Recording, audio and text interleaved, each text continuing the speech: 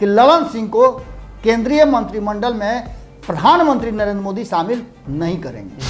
अब आरसीपी सिंह उस जगह पर है नहीं कि जिनसे लड़ा जा सके। इन दोनों का ये कहना है कि उनको इग्नोर किया जाए जी। लेकिन इग्नोर कर नहीं सकते। एक को लग रहा है कि मैं मंत्रिमंडल में शामिल हो जाएंगे, दूसरे को लग रहा है कि मैं राष्ट्रीय अध्यक्ष बन जाऊंगा, तीसरे को लग रहा है मैं प्रदेश अध्यक्ष बन जाऊंगा।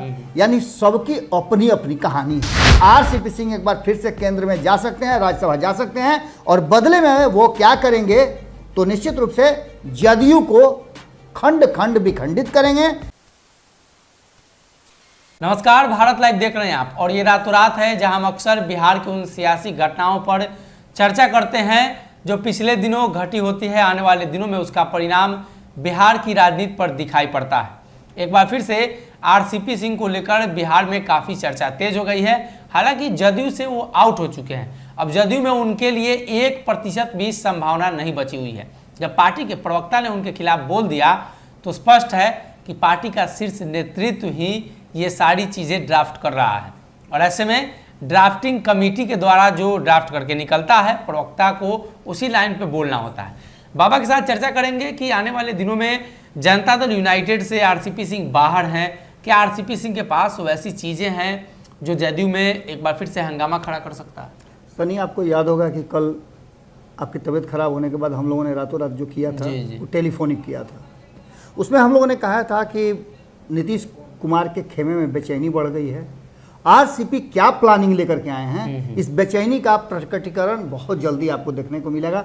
आज जैसे ही सुबह कल रातों रात प्रसारित हुआ, उसके बाद से आपने देखा होगा कि जदयू के नेताओं में कितनी बेचैनी बढ़ गई थी।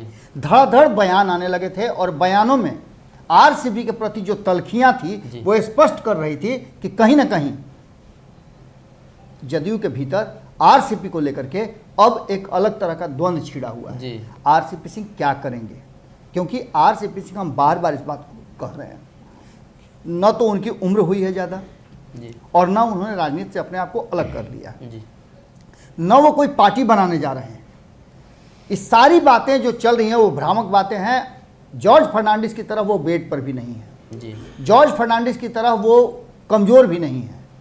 शारीरिक रूप से कमजोरी की मैं बात कर रहा हूँ। अगर बात की जाए तो न वो शरद यादव की तरह हरियाणा से और अन्य राज्यों से आए हैं, मध्य प्रदेश से आए हैं।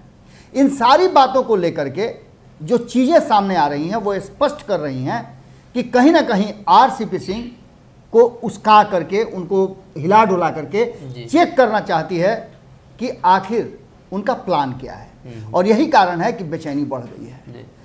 सनी, आपने ही खबर चलाया था कि किस तरह से अरविंद निषाद जो कि बयान देने से पहले 10 बार सोचते हैं, कोई बात कहने से पहले 10 बार सोचते हैं। प्रवक्ताओं में अगर सबसे ज़्यादा कमजोर कड़ी कोई है नाप तोल के बोलने वाले, तो वो अरविंद निषाद है। अरविंद निषाद से मेरी भी कई बार बात हुई है, कई बार इंटरव्यू उनका हमने लिया है, लेकिन उनसे जो बातें होती हैं बहुत कैलकुलेटेड बोलते हैं। लेकिन उनका आउट ऑफ द बॉक्स आकर के अपने स्वभाव के विपरीत बोलना, इस बात की तरफ इशारा किया जा रहा है कि जो संपादक नमन मिश्रा जी कहते भी हैं कि जदयू में जब किसी को बाहर करना हो, किसी को चेक करना हो, तो नीतीश कुमार की टीम उस पर खखुआ के पड़ती है। और खखुआ के पड़ने का मतलब ही होता है कि उस आदमी से कहीं ना कहीं भीतर भीतर सहमे हुए हैं, डरे हुए हैं। आरसीपी सिंह की चुप्पी और ज़्यादा मजबूत कर रही है। इस बीच में आपने देखा होगा कि आरसीपी का झगड़ा किससे है, तो सीधा उनकी लड़ाई ललन सिंह से है और उपेंद्र कुशवाहा से है। उपेंद्र कुशवाहा और ललन सिंह ने फैसला कर दिया वो राज्यसभा नहीं जाएंगे। उन्होंने फैसला कर दिया।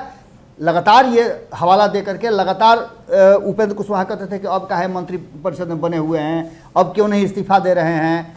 उन्होंने इस्तीफा भी दे दिया। तो निश्चित रूप से इन दोनों का काम समाप्त हो गया।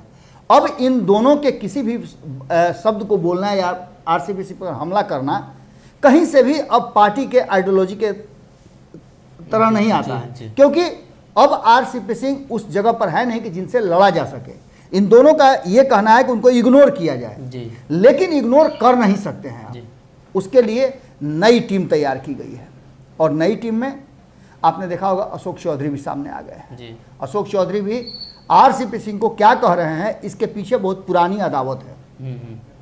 जिस तरह से उपेंद्र कुशवाहा जब पार्टी में आए तो उनके लोगों को आरसीपी जब राष्ट्रीय अध्यक्ष थे स्थान नहीं दिए, ये लड़ाई तभी से शुरू हो गई जी।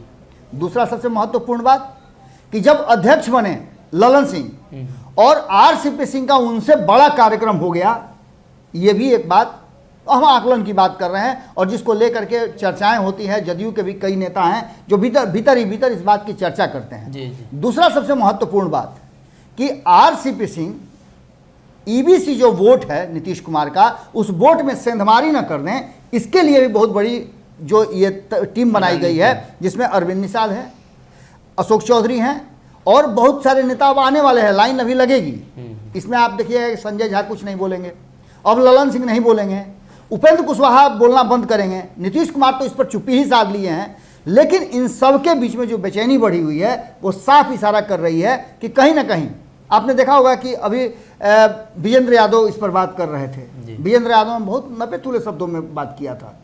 उन्होंने साफ तरीके से कहा था कि आरसीपी सिंह हमारी पार्टी में है, उन्होंने बहुत कुछ किया है। लेकिन जो पार्टी में बाद में आया है, जैसे ललन सिंह इन और आउट होते रहे हैं, बाहर भीतर जाते रहे हैं। हमने भारतीय जनता पार्टी के प्रवक्ता अखिलेश सिंह से हमने बात किया था। अखिलेश सिंह से जब हमने पूछा था कि जदयू आपके ऊपर इतना हमला कर रही है, उसका जवाब आप लोग दे रहे थे, अचानक से वो जवाब देना बंद काहे कर दिए? तो उनका सीधे कहना था कि जो लोग अस्थायी हैं, कभी बाहर कभी भीतर होते रहे, उनके बयानों का हम कोई नोटिस नहीं लेते हैं। जी। किसके बारे में कह रहे थे ये बताना कोई जरूरी नहीं है, क्योंकि ये बात सीधी तौर पे भारतीय जनता पार्टी अब तैयार हो गई है। और आपने जो एक खबर चलाया है, मुझे लगता है कि वो खबर 100% सही होने वाली है आने वाले समय में। वो खबर है कि ललन सिंह को केंद्रीय मंत्रिमंडल में प्रधानमंत्री नरेंद्र मोदी शामिल नहीं करेंगे। जी। भले ही उनको ललन बाबू आइए बैठिए कह दिए, वो तो आपके घर कोई भी आएगा तो बैठने के लिए कहा जाएगा। जी। लेकिन जहां तक मंत्रिमंडल की बात है तो मुझे याद आ रहा है 2019 का वो वाकया कि प्रधानमंत्री नरेंद्र मोदी ने जीत के बाद जब सारे एनडीए के सांसद उनके साथ बैठे थे तो उन्होंने एक शब्द कहा था कि अगर कोई आपको ये कहता हो, किसी भी स्तर का व्यक्ति, कि मैं आपको मंत्रिमंडल में शामिल करा दूंगा, तो आप इस बात पर भरोसा मत कीजिएगा, क्योंकि मंत्रिमंडल में कौन रहेगा इसका फैसला मैं करूंगा। जी। अब आप समझ लीजिए, यहाँ तो दूसरी कहानी चल रही है। एक को लग रहा है कि मैं मंत्रिमंडल में शामिल हो जाएगा, दूसरे को लग रहा है कि मैं राष्ट्रीय अध्यक्ष बन जाऊंगा, तीसरे को लग रहा है मैं प्रदेश अध्यक्ष बन जाऊंगा। यानी सबकी अपनी अपनी कहानी है। आरसीपी सिंह ने भी तो कह ही दिया कि मोदी जी चाहेंगे वही होगा, मोदी बिल्कुल। और ये कहना और आरसीपी सिंह का इस बात को भांप लेना कि उनके साथ अब सब कुछ ठीक नहीं होने जा रहा जदयू में, उनका तस्वीर बदल देना नीतीश कुमार का, इस बात की तरफ इशारा कर रहा है कि उनकी प्लानिंग बड़ी है। और आज के रातों रात में हम कोशिश यही कर रहे हैं कि किस तरह से इन सारी चीज़ों को रखें। जी। अब इन सब विषयों में एक चीज़ जो बहुत महत्वपूर्ण है कि नीतीश कुमार और भारतीय जनता पार्टी के बीच की तलखियाँ जो हैं वो भी पूरा हो चुका है। कल आपने खबर किया था कि लोगों की छटाई शुरू हो चुकी है। जी जी। कई लोगों का नंबर धीरे धीरे आ रहा है और ये बात कहीं ना कहीं बढ़ाएगा। असली राज जो है वो नीतीश खेमे में हलचल का ये है कि कहीं जो बातें लगातार हो रही है, जो भारत लाइव लगातार भीतर खाने से निकाल करके खबरें दे रहा है, लगातार धीरे धीरे सच होती जा रही है, तो कहीं ऐसा नहीं कि जदयू के कुछ विधायकों को अपने पाले में करके और सरकार गिराने का पूरा इंतजाम कर दें आरसीपी सिंह, और उनको भारतीय जनता पार्टी का साथ मिल जाए और कहीं ना कहीं भीतर ही भीतर एक समझौता जो 2017 में नहीं हो पाया था जी। लालू प्रसाद और महागठबंधन से, वो समझौता एक बार फिर से हो जाए जी। क्योंकि तब ये जरूरत नहीं पड़ेगी कि उसमें कांग्रेस रहेगा कि नहीं रहेगा। कांग्रेस के साथ भी जो राष्ट्रीय जनता दल का संबंध है उससे कोई इनकार नहीं कर सकता है। अगर उस खेमे में वाम दल नहीं होते हैं तो कोई अंतर नहीं पड़ेगा, क्योंकि संख्या बढ़ा करके 80 जहां कर लिया है तेजस्वी यादव ने, वहीं 77 की संख्या पर आकर के टिक गया है भारतीय जनता पार्टी। और ऐसी स्थिति में अगर ये नहीं भी रहेंगे तो बाहर से भी समर्थन करके, जैसे नीतीश कुमार को 2013 में लालू प्रसाद ने धूर विरोधी रहते हुए समर्थन किया था, और ये जो है राज अभी तक खुला नहीं है। और इन सारे राज के साथ साथ आरसीपी सिंह कहीं ना कहीं एक बड़े, जो कहा जाए गेम चेंजर के रूप में साबित हो जाए तो कोई बड़ी बात नहीं होगी। अब ये सारा खेल जो है 18 तारीख के बाद आपको देखने को मिलेगा।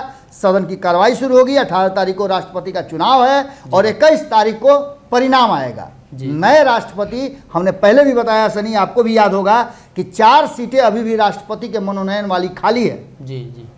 आरसीपी सिंह की चुप्पी बता रही है कि आरसीपी सिंह एक बार फिर से केंद्र में जा सकते हैं, राज्यसभा जा सकते हैं, और बदले में वो क्या करेंगे तो निश्चित रूप से जदयू को खंड खंड विखंडित करेंगे। जितने भी लोग खुश हैं वो अपनी खुशी मना लें। जी, तो कहीं ना कहीं भारतीय जनता पार्टी का ये अलग तरीके का प्लान हो सकता है, इसलिए कि अन्य राज्यों में भारतीय जनता पार्टी ने करके दिखाया है। बात महाराष्ट्र की करे या मध्य प्रदेश की करे, दोनों जगहों पर कैसे सरकार बनने के बाद भाजपा सरकार गिराकर फिर से वापस आ जाती है, ये भी एक बड़ा सवाल है। और बिहार में सरकार में है भारतीय जनता पार्टी, लेकिन सरकार में भाजपा की ज़रूरत उतनी ही है जितनी विधायकों को साथ रखकर कहीं ना कहीं सरकार बनाने की ज़रूरत पड़ती है। ऐसे में भारतीय जनता पार्टी सरकार बनाने में सहयोगी तो है, लेकिन फैसला लेने में सहयोगी नहीं है। अगर ये वीडियो पसंद आई और वह बिहार के राजनीति और बिहारियत से सरोकार रखेनी तो सब्सक्राइब बटन दबा के चैनल के सब्सक्राइब कर ली। ओजे एगो घंटी बा, ओकरा बटन दबा देला से कुल सटीक और मारक खबर रुआ मुफ्त में मिल जाई। अगर रुआ पत्रकारिता के हमनी के नया प्रयोग में सहयोग कर चाहतानी तो ज्वाइन बटन दबा दी।